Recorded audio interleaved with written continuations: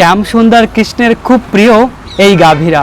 কৃষ্ণ প্রতিদিন বৃন্দাবনের অরণ্যে যেত গাভীদের নিয়ে গোচর লীলা করার জন্য। দেখুন প্রিয় ভক্ত, এই গাভীদের নিয়ে গোবিন্দ প্রতিদিন বৃন্দাবনের অরণ্যে যেত গোচর লীলা করার জন্য। কৃষ্ণ গর্বের সঙ্গে নিজেকে বলে, আমি হলাম গোপাল। ভেবে দেখুন, যে কৃষ্ণ অনন্ত কোটি ব্রহ্মাণ্ডের মালিক, ব্রহ্মা শিব যে কৃষ্ণের সেবা করে, সেই কৃষ্ণ নিজেকে গর্বের সঙ্গে বলে, আমি হলাম গোপাল, গাভীদের পালক, গাভীদের সেবক। দেখুন সেই গাভীরা, এই গাভীরা খুব ভগবানের প্রিয়। তাই আমার জীবনে খুব অভিলাষ গাভীদের সেবা করে করে এই জীবনে আমি প্রাণ ত্যাগ করতে চাই।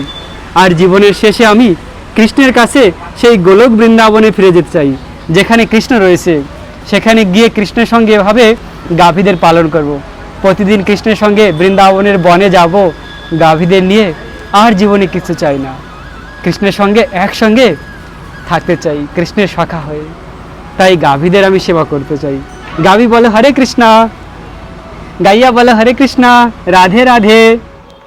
राधा मेरी स्वामिनी और मैं राधे को दास, जन्मो जन्मो मोहे दीजियो श्री বৃন্দাবন ধামবাস।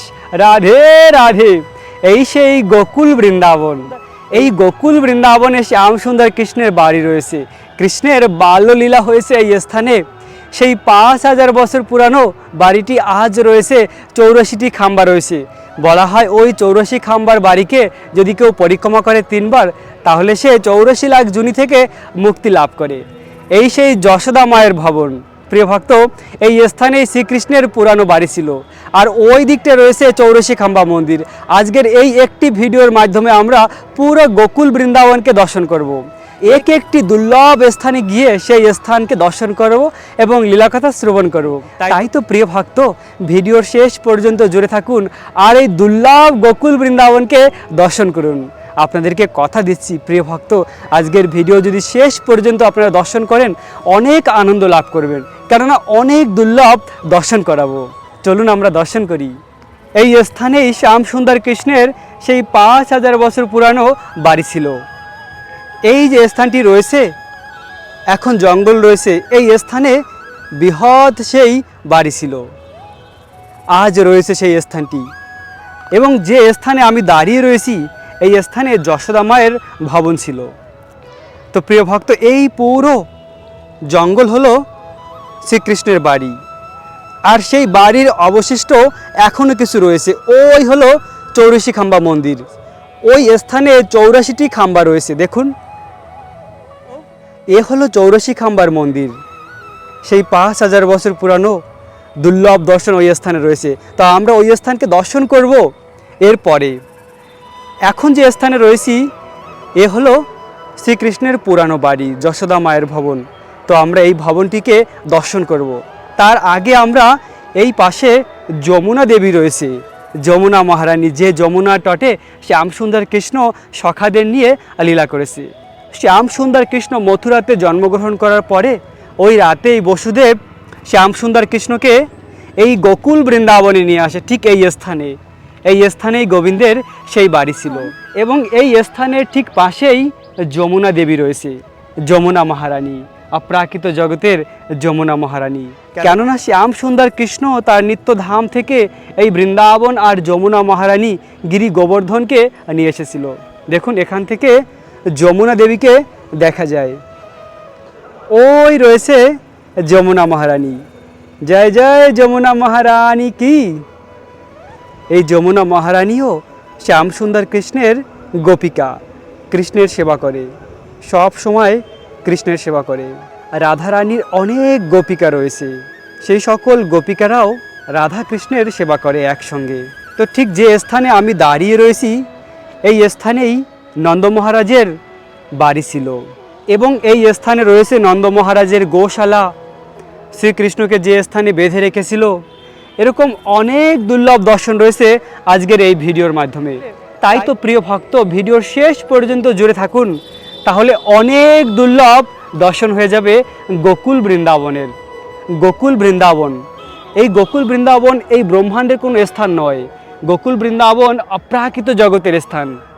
যদি আমরা এই জীবনে কৃষ্ণের কথামৃত শ্রবণ করি, কৃষ্ণের এই বৃন্দাবন ধামকে দর্শন করি, তাহলে আমাদের জীবনের সেই সময় বৃথা যাবে না। ভগবানের কথামৃতের মাধ্যমেই আমরা জীবনে পরম আনন্দ লাভ করতে পারি। কেননা ভগবানের কথামৃতই হলো আমাদের মুক্তি দান করতে পারে। কৃষ্ণের কথা শ্রবণ করতে করতে আমাদের কৃষ্ণের প্রতি প্রেম হবে। দেখুন, গোবিন্দ তার সখাদের নিয়ে ওই যমুনার পাশে গিয়ে লীলা করেছে।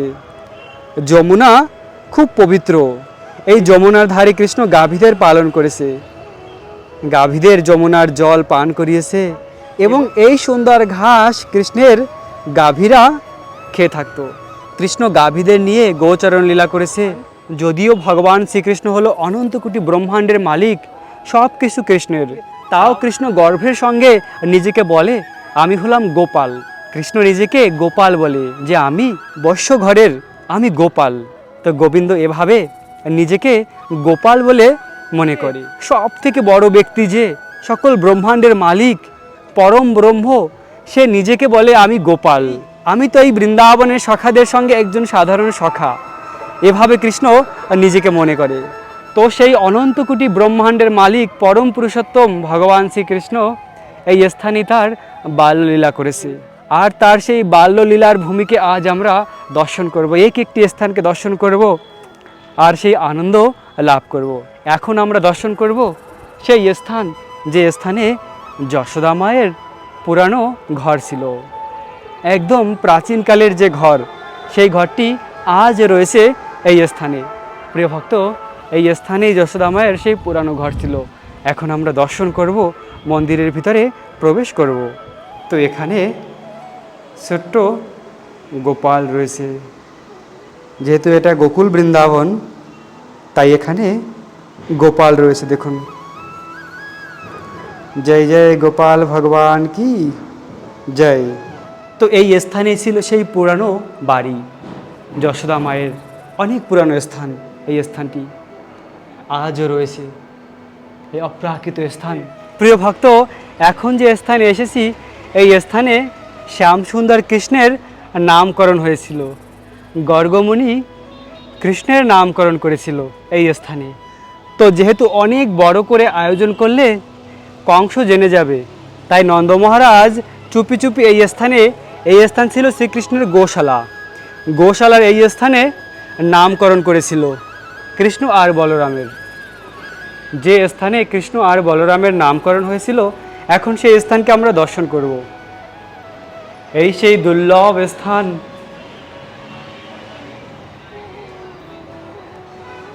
এই সেই স্থানটি। প্রিয় ভক্ত, ঠিক এই স্থানেই কৃষ্ণ আর বলরামের নামকরণ হয়েছিল। জয় কৃষ্ণ বলরাম কি।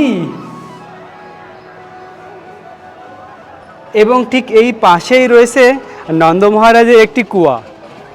ব্রজবাসীরা বলে থাকে যে এই কুয়াটি সেই 5000 বছর পুরানো। নন্দ মহারাজ যখন ছিল তখন থেকে নাকি রয়েছে এই কুয়াটি। তো এই পবিত্র কুয়াকে আমরা একবার পরিক্রমা করব। হরে কৃষ্ণ কৃষ্ণ কৃষ্ণ হরে হরে, হরে রাম রাম রাম হরে হরে। তো ঠিক এই স্থানেই কৃষ্ণ আর বলরামের নামকরণ হয়েছিল, আর এই নন্দ মহারাজের কুয়া। আর পাশেই রয়েছে পুতনাকে, যে স্থানে কৃষ্ণ বধ করেছিল। পুতনা এসেছিল কৃষ্ণ যখন 3 দিন ছিল তখন।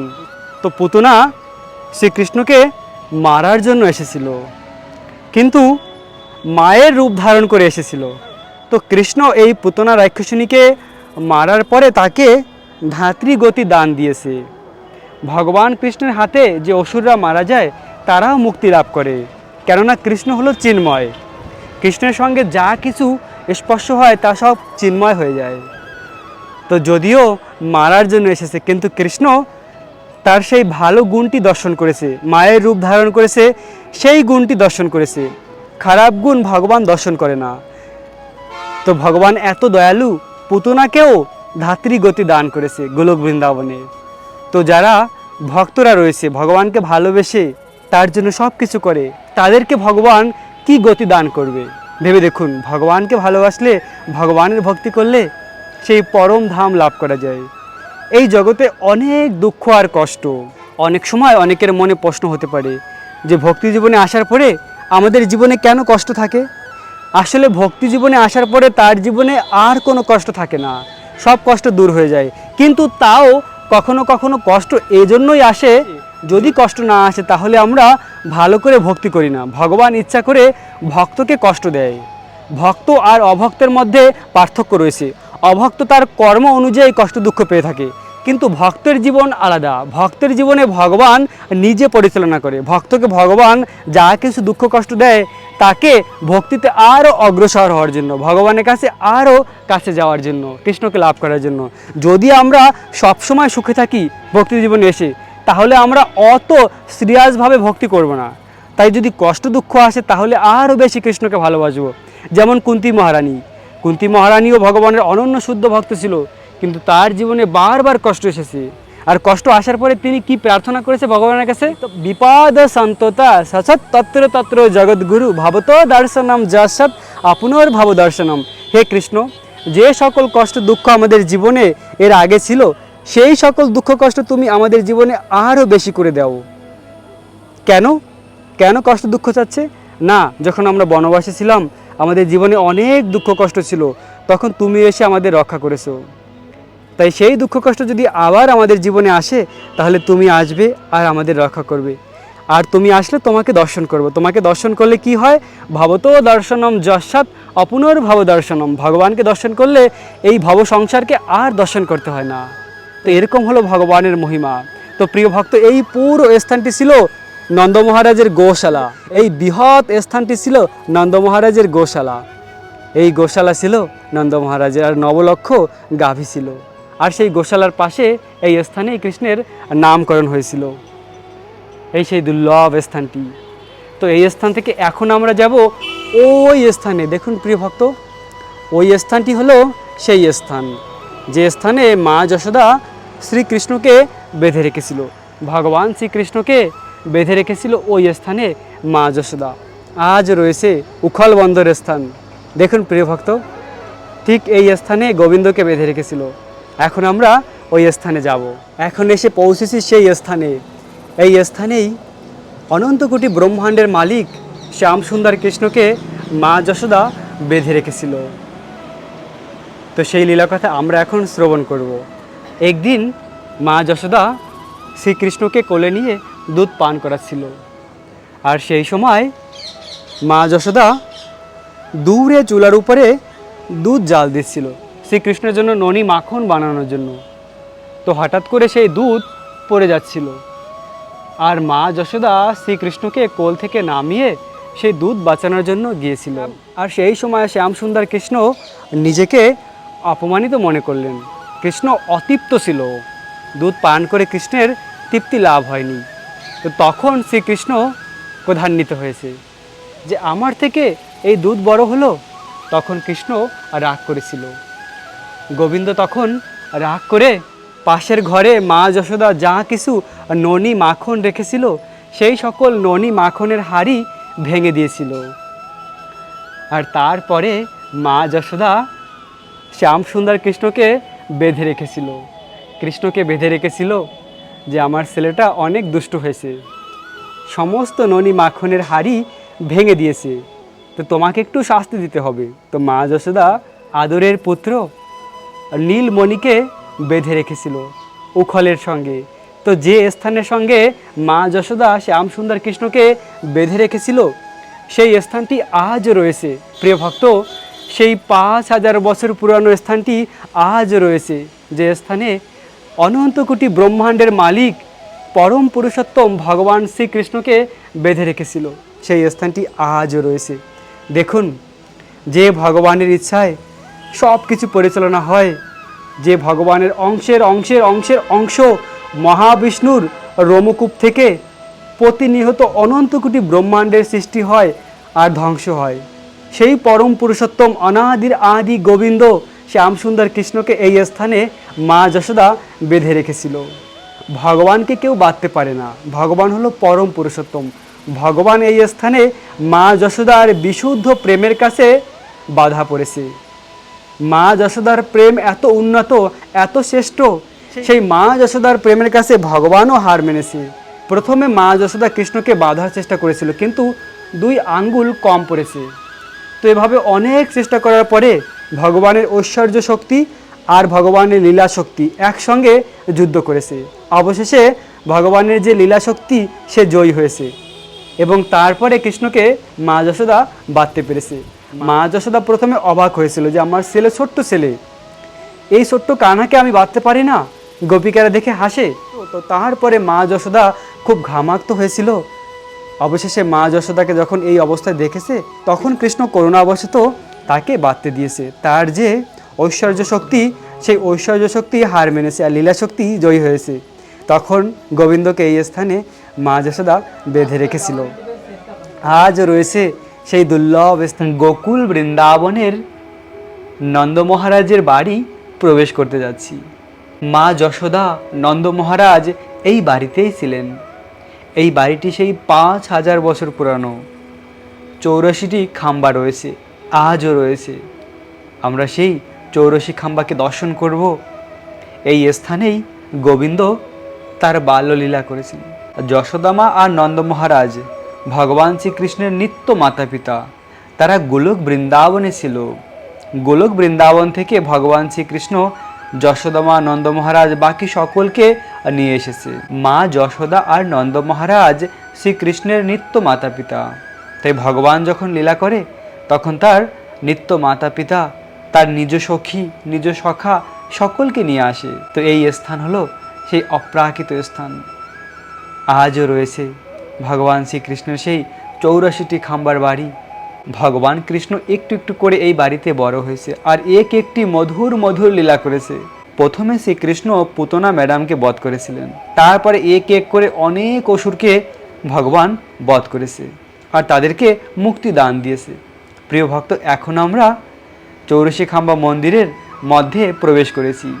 এই সেই 84টি খাম্বার শ্যামসুন্দর কৃষ্ণের বাড়ি। এই বাড়িতেই মা যশোদা শ্রীকৃষ্ণের জন্য ননি মাখন বানাতো। যদিও এই বাড়িটি আরও অনেক বৃহৎ ছিল। এর আগে যে আমরা দর্শন করেছি যে স্থানে এখন অরণ্য বন রয়েছে, ওই স্থানও নন্দ মহারাজের এই বাড়ি ছিল। তো এখন এই মেইন বাড়িটি রয়েছে। আশেপাশে যে বৃহৎ স্থান ছিল তা এখন পরিবর্তন হয়েছে কালের প্রভাবে। তো এই 84টি খাম্বা, এই বাড়িটি কোনো মানুষ বানায়নি, স্বয়ং বিশ্বকর্মা আর নিজে বানিয়েছিলেন। দেখুন অপ্রাকৃত জগতের এই বাড়িটি, ভেবে দেখুন পরম পুরুষোত্তম এই বাড়িতে ছিলেন, আজও রয়েছে। তো এখানে টোটাল 84টি খাম্বা রয়েছে, তাই বলা হয় 84 খাম্বা মন্দির, শ্রীকৃষ্ণের বাড়ি। গোকুলের এই বাড়িটি অপ্রাকৃত, কেননা গোকুলে ভগবান প্রথমে তার লীলা শুরু করে, তারপরে গোকুল থেকে বৃন্দাবনে যায়। গোকুলে প্রায় 3 বছর কৃষ্ণ লীলা করেছে। 3 বছর পরে ব্রজবাসীরা মিলে গোকুল ছেড়ে বৃন্দাবনে যায়। তো এই গোকুল বৃন্দাবনের শ্যামসুন্দর কৃষ্ণের এই 84 খাম্বার বাড়িকে দর্শন করে সত্যি আজ আমরা ধন্য হলাম। ভগবান শ্রীকৃষ্ণের বাড়ি, ভগবান কত মধুর মধুর লীলা করেছে, ব্রজবাসীদের অনন্ত আনন্দ প্রদান করেছে কৃষ্ণ লীলা করে। কৃষ্ণকে দর্শন করলেই সকলে আনন্দিত হয়ে যেত, এত সুন্দর ছিল ভগবানের মুখমণ্ডল।